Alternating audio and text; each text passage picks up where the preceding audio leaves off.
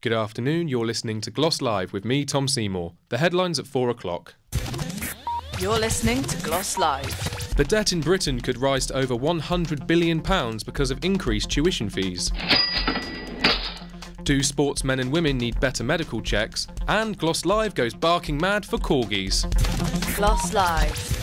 Top story today, plans to allow universities to charge students up to £9,000 in tuition fees could add up to £100 billion to the nation's debt. Olwyn Shaw reports. A report for the Intergenerational Foundation has revealed that student loan debt could reach a staggering £100 billion by 2030. Although the higher fees mean that the government's contribution to the deficit is reduced, the report highlights that the cost of the government's borrowing will have crippling consequences to national debt in the future.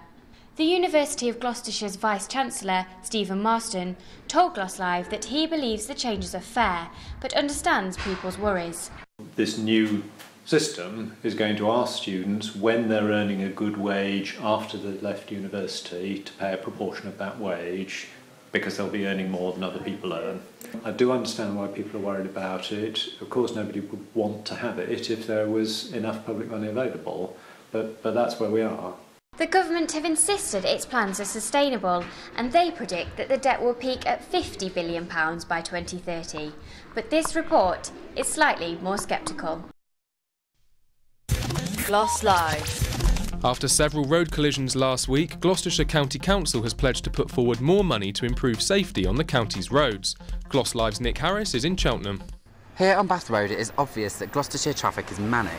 The roads here are showing the wear and tear of constant use, with potholes and wearing on the tarmac. This is added to the increase in road accidents all across the county. Local resident Matt Richards crashed recently outside Tesco here in Cheltenham. I think from having the crash myself, I think the councillors need to improve the road safety as a whole in Gloucestershire as well as Cheltenham. I find driving around Gloucester myself, it is quite unsafe and unsettling sometimes to drive on the road surfaces, so I think it'd be very positive if the council could invest into that. There is a campaign by local MP Jeremy Hilton for the local council to invest more in our highways. Road safety is important, and there is other measures that the council can take to improve the safety of our highways. Again, the county council has been cutting back on that, on sort of new traffic lights and things like that. The streets of Cheltenham will see the Olympic torch carried through on its tour of the UK in only a couple of days. The question is being asked, however, will this momentous occasion be affected by our worn-out highways? This is Nick Harris for Glos Live. Glos Live. Several sportsmen and women have suffered from heart problems in recent weeks, with the death of runner Claire Squires and collapse of footballer Fabrice Muamba. After the death of Matson rugby player Dominic Cullen from a suspected heart attack, many have called for better medical screening in sport. RFU and Premier League cardiologist Tom Seymour explains why Cullen's problem may have been missed. All rugby union first-team players have been screened, and unfortunately this young lad that died in Gloucester wasn't a first-team player, so therefore didn't come into the jurisdiction of the RFU as to whether he should have been screened. So CRI do offer screening at a local level.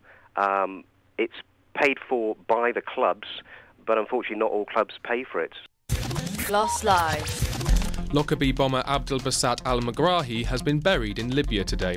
Prime Minister David Cameron has dismissed requests for a fresh inquiry into his conviction for the attack on the Pan Am 103 flight in 1988. Gloucestershire's Jim Swire lost his daughter in the disaster, but he says he never blamed Megrahi. For some of us who seek the truth about this case, and I don't accept that Megrahi's alleged guilt is part of that truth, the verdict against him has been used repeatedly as a block to any attempts by us to get to what might have laid behind the disaster. Glos Live. Jubilee fever is everywhere at the moment. Preparations for street parties are already underway and shops are overflowing with Union Jacks. But some people are embracing their national pride in an even more committed way by buying the Queen's favourite dog, the Corgi. Glos Live's Julia Fairbank sees if a dog is for life, not just the Jubilee. According to the Kennel Club, the demand for the Queen's preferred breed of Corgi, the Pembroke Welsh, has risen by a third in the last 12 months. The royal pets have gained a reputation over the years for terrorising footmen, driving Prince Philip mad and knocking butler Paul Burrell down the stairs. But what happens when the bunting comes down?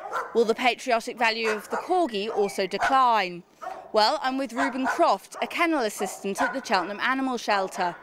Reuben, is there a danger that when Jubilee fever ends, people who have bought the dogs are going to decide they just don't want them anymore? People see, a particular pet during the Jubilee period, but I've been here 2 years, and actually seeing a corgi come through our doors, I've only ever seen one in the last 24 months that I've worked here.